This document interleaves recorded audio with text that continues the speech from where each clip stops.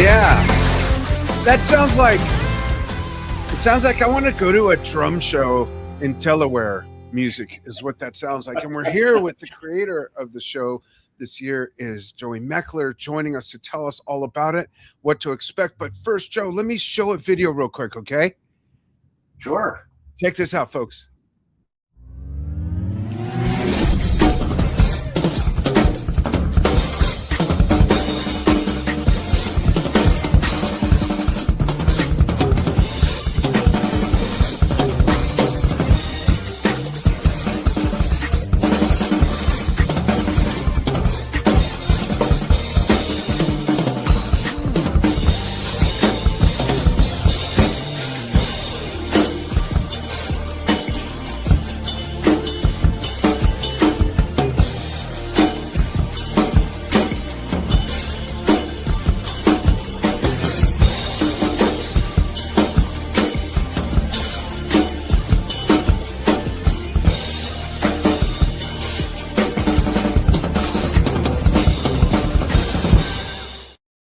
Yeah, that was Jason Gianni, everybody. Just kidding. Jason's still taller than that.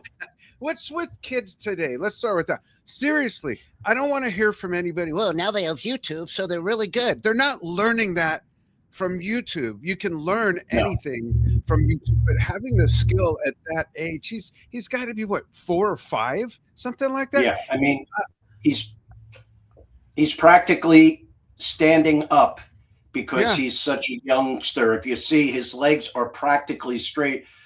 But to have those kind of chops, but that kind of the timing, it's crazy. It's just crazy. And that's, you know, he's just one of several. They seem to be Asian or European, where they're so young that they're able to have the understanding and the vocabulary as well as the physicality to make it all happen. It's like, how can that happen at such a young age? It's a gift. And you know, I see young boys and girls doing the same thing on bass, on guitar.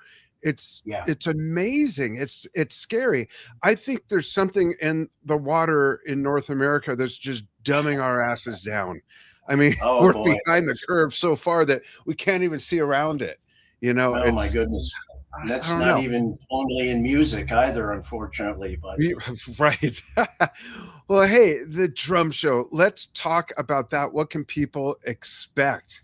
Who's exhibiting? Who are the clinicians? I know a lot of this info, but give it up to everybody that's watching, whether they're watching live or on the archive. And folks, if you plan on going, chime in. If you have questions, chime in. I'll be watching the comments live on Facebook and YouTube.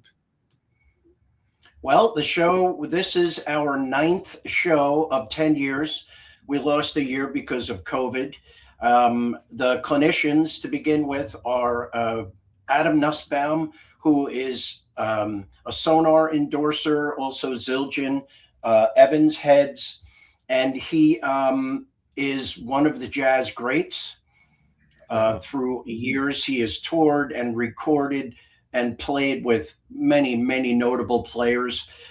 He has been an absolute sweetheart to work with. He's a really regular guy. The person that, if you have to do any research on him, the person that is presented is the person that's there. He's passionate, he's warm, he's a jokester, so he's quite entertaining, as well as offering drumming and being a musician. It's not going to be, you know, jazz studies, because I know for the demographics of the audience, it isn't a music school with, you know, college-bound drummers.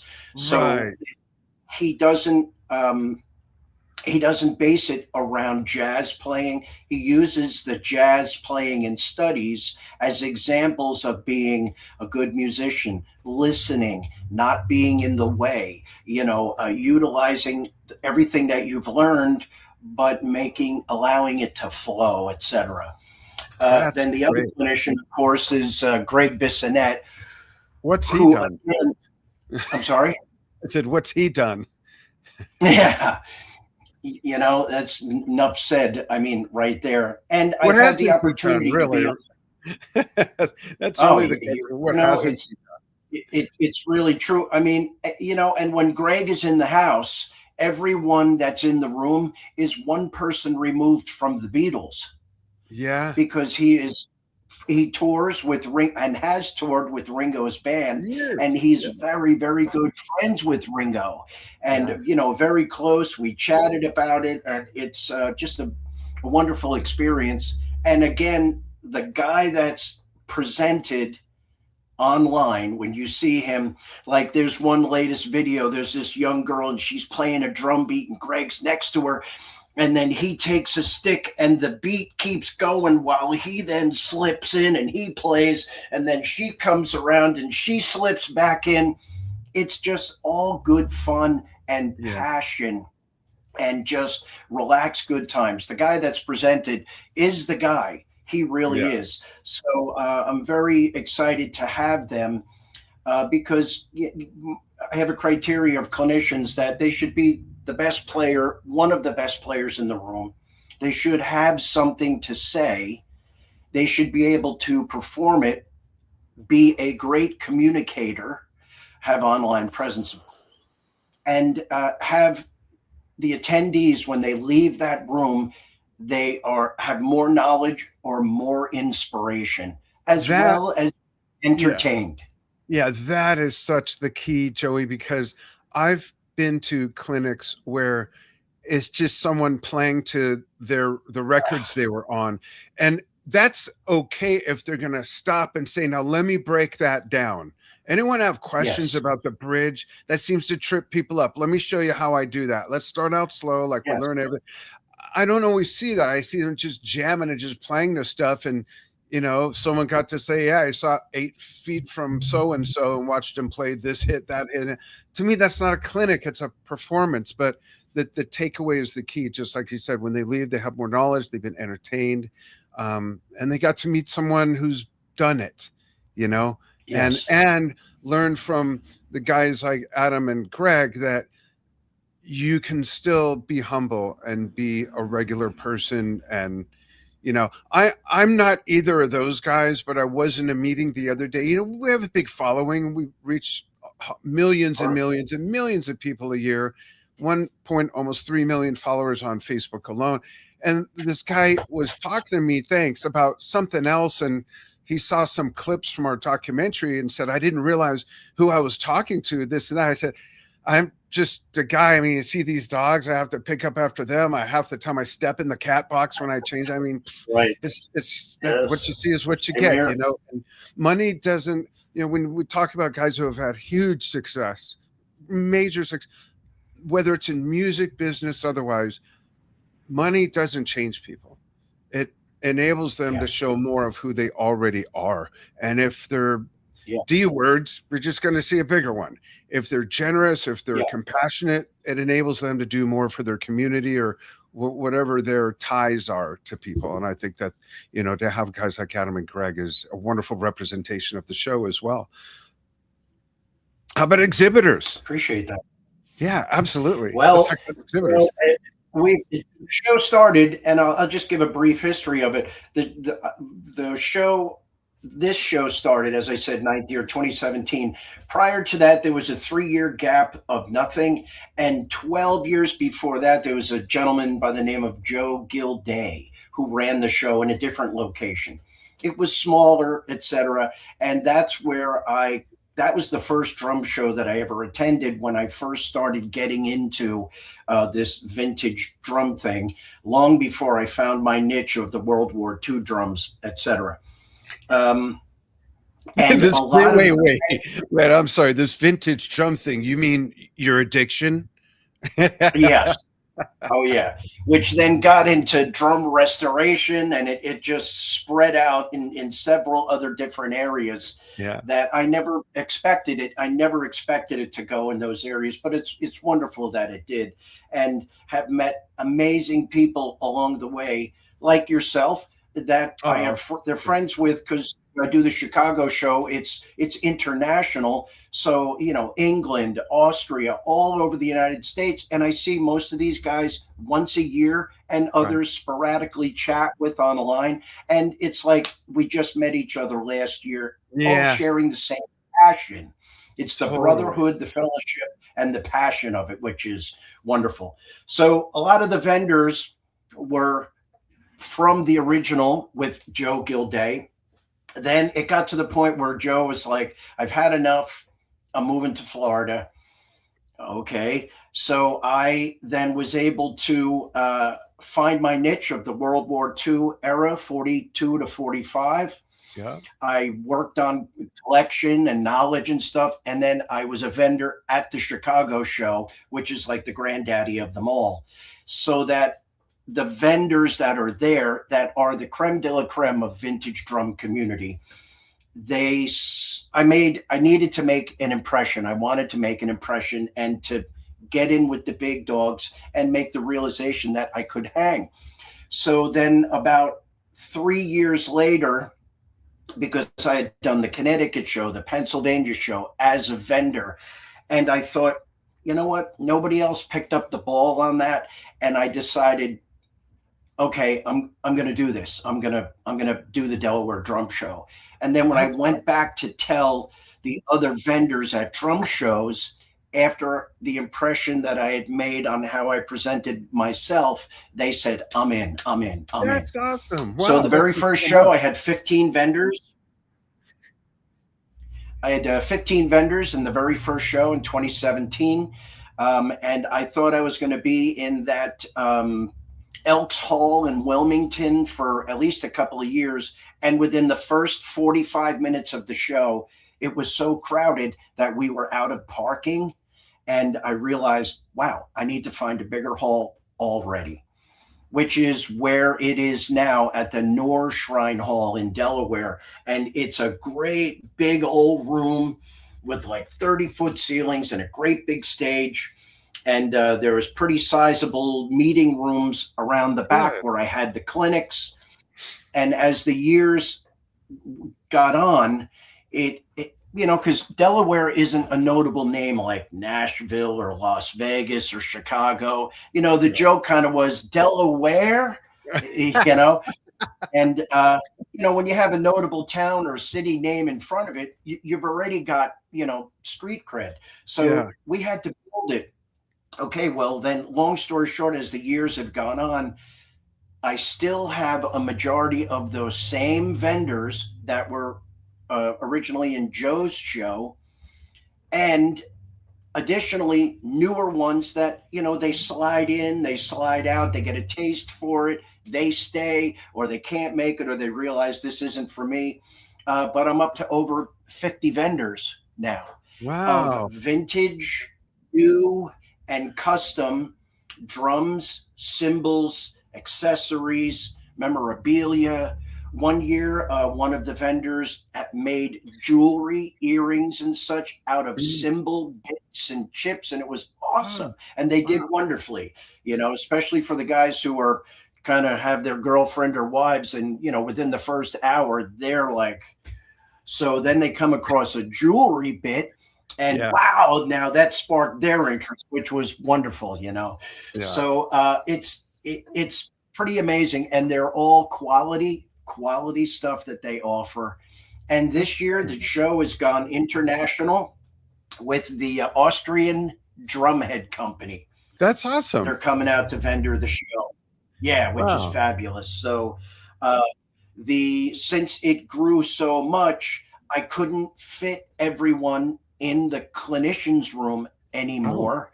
So I went to a 20 by 40, a 30 by 40 heated tent behind the building that has direct access straight from the building.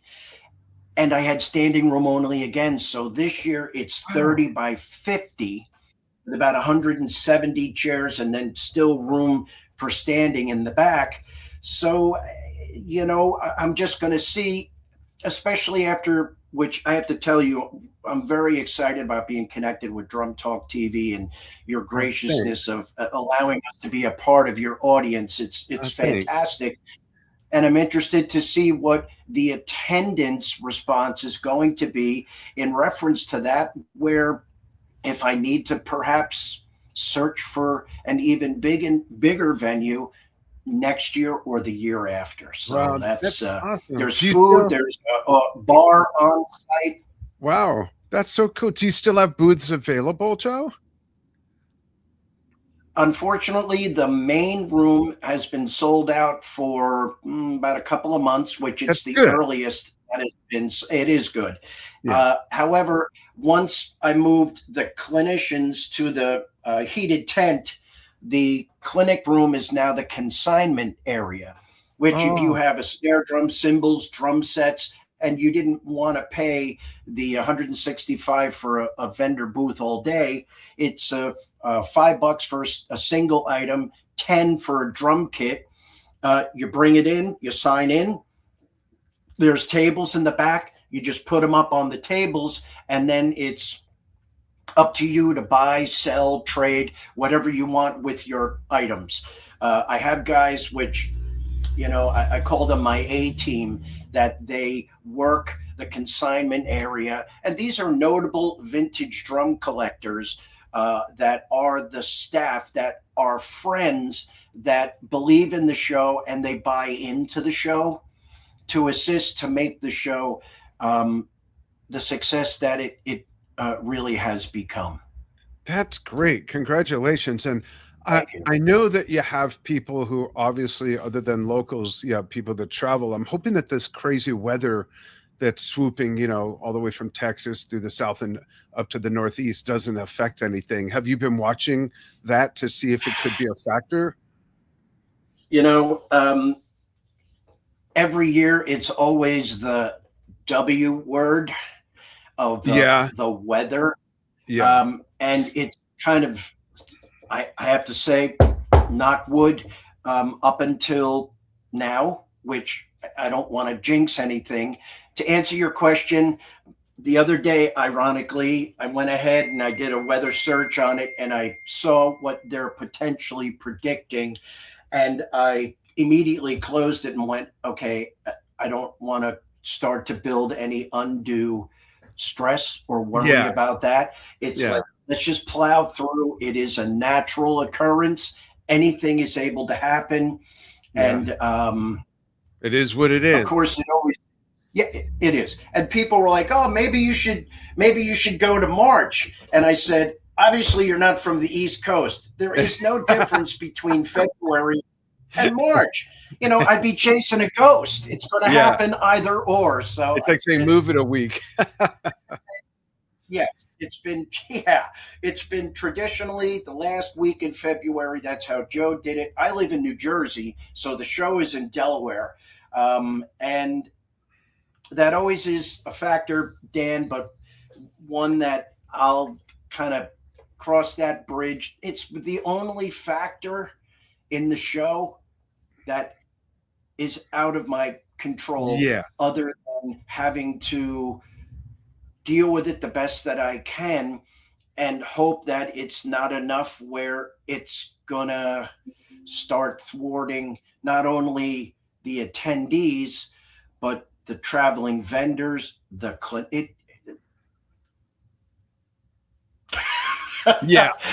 try not to really think about it. And if so, I just will have to deal with it the best that I can and make the best decision on what I can do, and just pray that it doesn't happen, and hope that the drum gods will persuade the weather gods to help us out and let this event happen. Yeah. Do you get a lot of kids, a lot of youngsters? I do. And what I do also is, as we get, in fact, like the next week, is a 50-mile circle radius from the venue. I hit all of the elementary, intermediate, and high schools, and I send a flyer and send an introductory note to the band director and invite them, first alert them that the show is on, and invite them and tell them that anyone under 12 gets in free. Oh, that's cool. So and there has been, gets in free, and it's $25 otherwise? It is $25 admission for anyone else, and that includes the entire facility, being able to visit the consignment, and your admission into both clinics. There's no extra charge for the clinics. And there's T-shirts available. This was from a couple of years ago. This was done by Corey Morgan Strange out on the West Coast, who's a great drummer and an artist. And this is the Billy Gladstone cover of his book, but done, with the skeletal stuff with the, the text and stuff above it. Blue. There's another one that it's got Bernard Purdy's likeness on it, and it's in like a neon purplish. And then this year, the new design, I call it the launch design. And if anyone goes to DelawareDrum.com, I really take a lot of time in updating the website constantly, and any and all questions you need to know are on that website. I mean, anything. Cool. DelawareDrum.com. We'll put it in the comments. In fact, I'll do that right now. Check out. Cool. Appreciate that. Sure. And there's different pages, the home page. Then there's the clinician page, the meet and greet page, which is another aspect of the show. Bernard Purdy is in the meet and greet section, and they're right next to Hudson Music. Rob Wallace, who I understand you know very well. Oh, yeah. That's great. Yeah, I wish I could be there. And that's where all the meet and greet guys are. David Usikinen of the Hooters is usually there. The last couple of years, Liberty DeVito was there, which was a blast. Yeah, he's a wonderful Daniel guy. Glass, who's a notable New York jazz drummer and tours with his trio and is a serious educator. Rob Mitzner, also Jason. Gianni's going to be there this year. And each one of these people has educational merchandise, their books, through Hudson Music, and they have them there that day to discuss and to available for purchase for the attendees. So there's that educational aspect as well, and face to face, as well as getting to meet Bernard and pictures, and it's a hang. That area has become. I had to move it back up on stage because it's such a hang area that it was kind of creating a log jam down on the floor. But I didn't want to disturb that.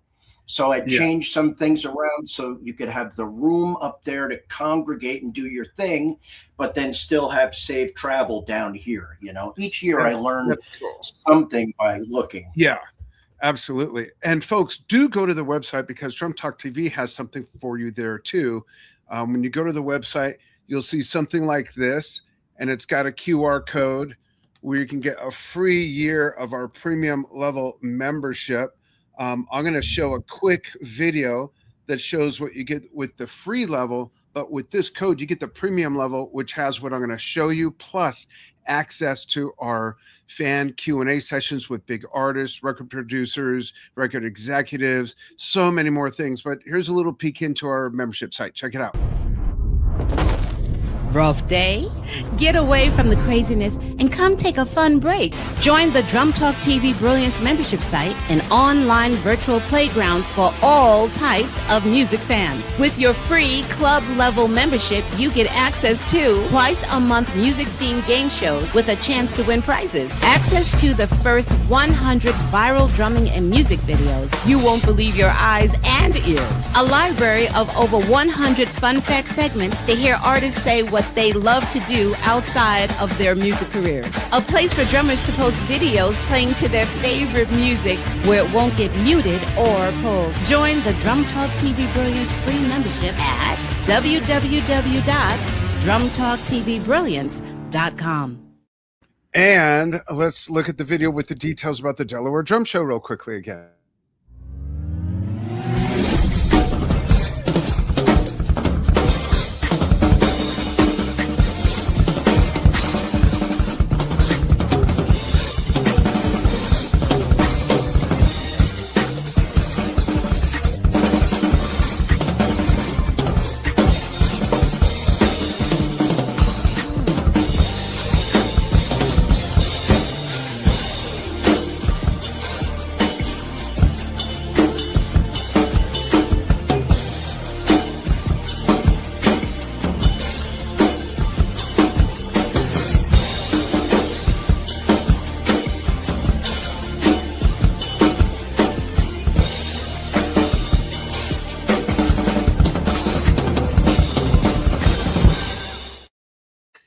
I just love that. Well, congratulations on It's such a crazy. full house. I'm sure you're going to have a lot of attendees, and can't wait to see videos from it and everything like that. Feel free to send us some stuff. And yeah, folks, check it out. The website is in the comments of the YouTube and Facebook where we're broadcasting live. This will archive, and we'll replay it again as well in the next few days. And congratulations, Joey. Thank you. If I may, there was just two short things that Sure. Absolutely. I'm also doing this year. Mike Czimback, who has been at every show, and several years ago he did a tribute to Neil Peart and then to Phil Collins. He's been asking about potentially doing a type of a drum lesson class in conjunction. So this year is the first year we're doing it the night before, which is the setup night, and then the next morning show day is setup. And in that clinicians room, Mike is going to be putting together and advertising his own he runs these great drum pad and drum classes for, multiple people at one time. Yeah. So that's going to be happening the night before. And also there's great raffle items that Remo, Peisty, Zildjian, Creative Percussion, LA Backbeat Sticks, and they've all donated stuff that is a part of your admission tickets. And we have 2 calls on that. The raffles are a brand new oak Gretsch snare drum. And also every year, Mike Giuliano of J Drums, his own custom drums, we get together and creatively put together a special kit. So last year we went small sizes. So this year we're going big. And so it's 24 by 12, 12 by 8, 16 by 14 with a special finish on it for the drum show. So they're raffles as well. So there you have it. Great stuff. Sounds like a lot of fun, and can't wait to hear how it goes. We'll have to talk afterwards. That'd be great. Cool. Hang on the line with me for a moment after we disconnect. And folks, thank you so much for following what we do, and hope you all get to make it out to the Delaware Drum Show. And if you do, feel free to send us videos of you walking around, and we're happy to give you credit and post those. And we'll see you soon. Thanks, Joe. Thank you. Appreciate it very much. Thanks, everybody. See you soon.